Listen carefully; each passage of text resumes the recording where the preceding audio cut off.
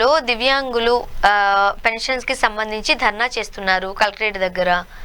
మీ అభిప్రాయం ఏంటి? చూడమ్మా, పాలకులకి ఎవరికైనా సరే రాజకీయ వైషమ్యాలు ఉండొచ్చు, రాజకీయ వైరుధ్యాలు ఉండొచ్చు. వైషమ్యాలు కూడా ఉండకూడదు, కానీ ఇప్పుడు పరిస్థితులు అయిపోయింది. రాజకీయ వైరుధ్యాలు ఉండొచ్చు. వాళ్ళకి మనం ఏం చేయకూడదని, లేకపోతే ఇలా మీ ఇష్టం, మీరు చేసిన ప్రమాణ స్వీకారాలను తొంగలోకి తొక్కి వాళ్ళ మీద కక్ష సాధింపు చర్యలకు ప్రతీకారచ్చకో మీరు పాల్పడుతున్నారు, అంతవరకు. కానీ ఏ పాలకుడికైనా కావాల్సింది దయా దాక్షిణ్యం, అధోజగత్ సహోదరుల పట్ల కారుణ్యం. ఆ కారుణ్యం లేకుండా కారుణ్యం స్థానంలో పూర్తిగా కాఠిన్యాన్ని నింపుకొని నరాల్లో కూడా ప్రతి మనిషిని కూడా విద్వేషపూరితంగా చూసేటువంటి వ్యక్తులకి, వాళ్ళు వికలాంగులైనా సకలాంగులైనా కూడా వాళ్ళకేమి కనిపించదు, వినిపించదు. సో ఈ రోజున జరుగుతున్నటువంటి అతి దారుణం, అత్యంత దయనీయమైనటువంటి పరిస్థితి ఏంటంటే, కళ్ళు లేనటువంటి వాళ్ళకి మీకు 40% వైకల్యం లేదని చెప్పని, 2 చేతులు లేనటువంటి వాళ్ళకి నీకు 40% వైకల్యం లేదని చెప్పని, కదలలేని మెదలలేని స్థితిలో తల్లి ఒడిలో వయసు వచ్చినా కూడా తల్లి సహాయంతోనే నడిచేటువంటి మరి ఛాలెంజర్స్గా వాళ్ళకి 40% లేదని అంటే, ఎంత కారుణ్యం లేకుండా ఎంత కాఠిన్యంగా ఈ ప్రభుత్వం వ్యవహరిస్తుంది, ఎంత దుర్మార్గం, దయనీయం, దౌష్ట్యం అని చెప్పడానికి మాటలు కూడా చాలన్నటువంటి పరిస్థితుల్లో ఈ రోజున కూటమి ప్రభుత్వం వ్యవహరిస్తున్న తీరు చూస్తే నిజంగా ఇది ముష్కర పాలన తప్ప మరొకటి కాదని చెప్పాలి. సార్, మరోపక్క జగన్మోహన్ రెడ్డి గారి యాత్రలు ఇప్పుడు ఉంటాయి అప్పుడు ఉంటాయని ఎప్పటి నుంచో చెప్తున్నారు, కానీ ఇప్పటి వరకు అది ఎందుకు ఆచరణలోకి రాలేదు అంటారు? పదే పదే ఎందుకు వాయిదాలు వేస్తున్నారు? కావాలని వేస్తున్నారా, లేకపోతే ఇప్పట్లో జనంలోకి వచ్చే పరిస్థితి జగన్మోహన్ రెడ్డి గారికి లేదు అని అనుకోవాలా? ఈ కేసు భారతదేశ న్యాయ వ్యవస్థ ఏంటంటే, ఎంతసేపు వీళ్ళ పని ఏంటంటే, వీళ్ళకి సింగిల్ ఎజెండా అమ్మ.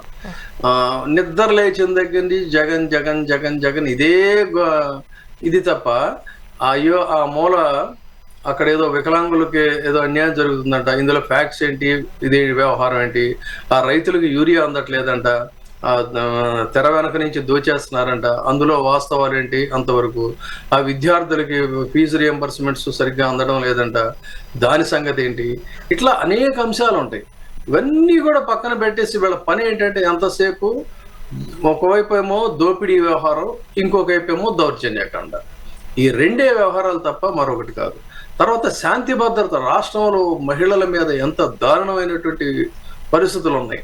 అలాంటిది శాంతి భద్రతలు కాపాడాల్సిన పోలీసుల పని ఏంటంటే, వాడెవడో ఒక సినిమా హీరో తల్లిని బూతులు తిడతాడు, వాడింటిని కాపాడటం కోసం ప్రజాధనంతో జీతాలు తీసుకునే పోలీసులందరూ పులువమనుకుంటా అక్కడికి వెళ్తారు. ఇంకొకడెవడో వాడు నోరు తెరిస్తే పచ్చి బూతులు, వాడి నోటి వెంట సంస్కారం కానీ మరి అది కానీ ఏముండదు. వాడికి ఏదో పదం ఉంది అని చెప్పని వాడికి ప్రోటోకాల్ ఇవ్వలేదని, వాడి ప్రోటోకాల్ ఇవ్వకపోతే పబ్లిక్లో మనం చెవులు మూసుకునేటువంటి రీతిలో వాడు బూతులు తిడతాడు. వాడి సేవలో అక్కడ ఉండాలి. ఇంకా చూస్తే జగన్మోహన్ రెడ్డి ఏదైనా ప్రజా సేవకు, అదే పలకరింపులకో పరామర్శకో బయలుదేరితే ఇతను ఎలా నిరోధించాలి, గోతులు దవ్వేసేసి ఏం చేయాలి అనే దానికోసం ఎక్కడెక్కడ బ్యారికేడ్లు వేసి సగటు జనాలని అభిమానులు రాకుండా వాళ్ళనేదండి కరుడు గట్టిన నేరస్తుల్లాగా లాఠీలతో విన్యాసాలు చేయించేటువంటి ఆ పనిలో వాళ్ళు ఉంటారు. ఇంకొక పోలీసులు ఏదో వాళ్ళ డ్యూటీలో వాళ్ళు పహారాగా వస్తే వాడెవడో పవిత్రమైన దేవాలయంలోనే మందు కొట్టి మరి వెళ్ళి వాళ్ళని కిడ్నాప్ చేస్తే వాళ్ళ మీదేమో ఇక్కడ ఒక ఆశ్చర్యకరమైన అంశం చెప్తా. ఒక పవిత్రమైన దేవాలయంలో తాగి బయటకు వచ్చాడన్నప్పుడు దాని మీద ఎంక్వైరీ కండక్ట్ చేసి ముందు ఇమీడియట్గా వీడు తాగాడా లేదో చూడాలి. అలాంటిది ఏమీ లేదు. బట్ అంత మీడియా అంతా కూడా స్ప్రెడ్ అయ్యింది. వీడియోల్లో వాడు పట్టుకొని వాళ్ళని కిడ్నాప్ చేసి పోలీసుని తీసుకెళ్ళినట్టుగా కూడా తెలుస్తుంది. సో ఆ పరిస్థితుల్లో అక్కడ పైగా వాళ్ళు ఎఫ్ఐఆర్లో కూడా, నేను చదివే ఎఫ్ఐఆర్ కాపీ, ఎఫ్ఐఆర్లో వాళ్ళు ఏం చేశారంటే, వాళ్ళని అబ్యూజ్డ్ అండ్ అబ్డక్టెడ్ అనే 2 పదాలు వాళ్ళు వాడారు కంప్లైంట్లో పోలీసు. అంటే సఫరర్స్ అబ్డక్టెడ్ అండ్ అక్యూజ్డ్ అని 2 పదాలు వాడినప్పుడు అబ్డక్షన్ కింద, అబ్యూజ్డ్ కింద 2 సెక్షన్లు వస్తాయి. నాన్ బెయిలబుల్ వారెంట్, అది డ్యూటీలో ఉన్న అధికారుల దట్టు. అటువంటిది నాన్ బెయిలబుల్ కేసులు పెట్టకుండా, వాళ్ళని అబ్యూజ్ చేస్తే కూడా అబ్యూసివ్ కేసు పెట్టకుండా, వాళ్ళు ఎస్సీ ఎస్టీలు ఈ కిడ్నాప్ చేసే వాళ్ళని బూతులు తిట్టారన్నప్పుడు అది ఎంక్వైరీ కండక్ట్ చేస్తే వాళ్ళ మీద ఎస్సీ ఎస్టీ కేసులు పెట్టకుండా వాళ్ళకి బెయిలబుల్ కేసులు పెట్టారు. ఇంటర్న్ ఒక టీవీ డిబేట్లో సుదీర్ఘకాలం పాటు 4 దశాబ్దాల పైబడి సుదీర్ఘకాలం పాటు తన వృత్తిని ప్రవృత్తిని ఒకటిగా చేసుకొని ఈ సమాజంలో జరుగుతున్న ఇష్యూస్ మీద అంకిత భావంతో జర్నలిస్టుగా పనిచేస్తున్నటువంటి 7 పదులు పైబడినటువంటి ఒక జర్నలిస్టు నవ్వాడని చెప్పని అతని మీద ఎస్సీ ఎస్టీ కేసులు పెట్టారు. జాగ్రత్తగా వినాలి, ఇది ఎస్సీ ఎస్టీ కేసులు పెట్టారు. తర్వాత ఆయనంట డ్యూటీలో ఉన్నప్పుడు అధికారుల మీద దౌర్జన్యానికి పాల్పడ్డాడని చెప్పని ఆ కేసులు పెట్టారు. ఇదేది ఇంకొకటి ఏదో కేసు కూడా పెట్టారు. ఇవన్నీ పెట్టాల్సింది ఎవరి మీద? ఈ సదరు ఇప్పుడు నేను చెప్తున్న శ్రీశైలంలో జరిగిన ఇన్సిడెంట్ మీద పెట్టాల్సింది. అక్కడేమో పెట్టాల, ఇక్కడ జరగని వాటికేమో ఇతని మీద పెట్టారు. లక్కీలు ఏంటంటే న్యాయమూర్తులు ఇది ఇక్కడ ఎస్సీ ఎస్టీ కేసు ప్రమేయం లేదని చెప్పని వాళ్ళు తీసేయబట్టి సరిపోయింది, కానీ లేకపోతే పాపం ఆయనకి పరిస్థితి డిఫరెంట్గా ఉండేది. సో ఆ రకంగా అక్కడ కొన్ని కేసులు వాళ్ళు న్యాయమూర్తులు వాటిని ఇది చేశారు.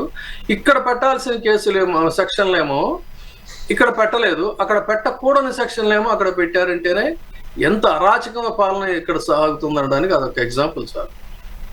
సార్, మరోపక్క ఇప్పుడు ఆంధ్రప్రదేశ్లో కావచ్చు, లేకపోతే కాంగ్రెస్ పార్టీకి సంబంధించి కావచ్చు, ఈవీఎంల విషయంలో ట్యాంపరింగ్ జరిగింది కాబట్టి మనం చూస్తున్నాం. ఓట్ చోరీలో రాహుల్ గాంధీ గారు చేస్తున్న నినాదం ఖచ్చితంగా జగన్మోహన్ రెడ్డి గారి ఉద్దేశం కూడా అదే అయినప్పుడు ఖచ్చితంగా కాంగ్రెస్కి సంబంధించి ఆయన వాయిస్ కలుపుతారు అని అనుకున్నారు.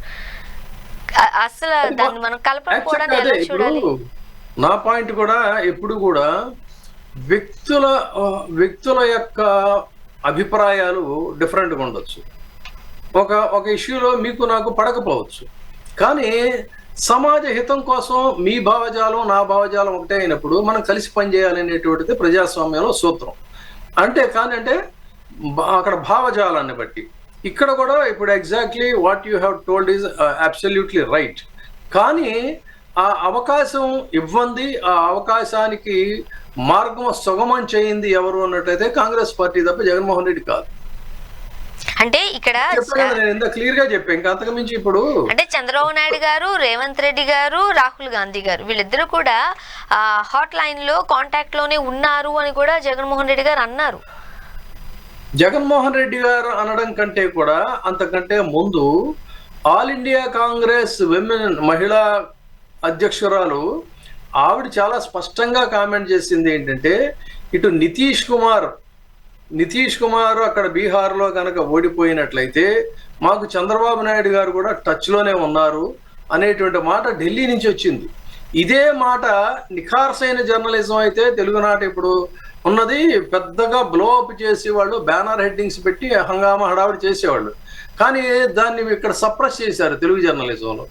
అంతగా వార్త వచ్చింది కానీ మనబోటి వాళ్ళకి కొంతవరకు అందరికీ మాసెస్కి అర్థమయ్యాల్సినటువంటి రీతిలో ఆ న్యూస్ హైలైట్ అవ్వలేదు.